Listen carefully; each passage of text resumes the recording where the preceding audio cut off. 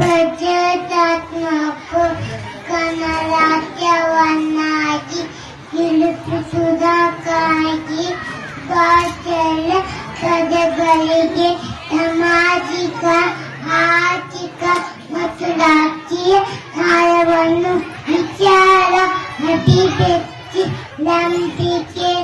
ಧರ್ಮ ಮತ್ತು ಉಪತನ ಸ್ವಾತಂತ್ರ್ಯವನ್ನು ಸ್ಥಾನಮಾನ ಸಾಮಾನ್ಯಂತೂ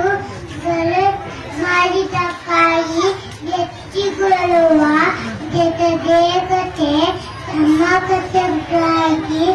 ಎಲ್ಲರಲ್ಲಿ ಸ್ವಾತಂತ್ರ್ಯ ಪಾಲನೆಯನ್ನು ಉಳಿಸುವುದಕ್ಕೆ ಸಂಕಲ್ಪ ಮಾಡಿ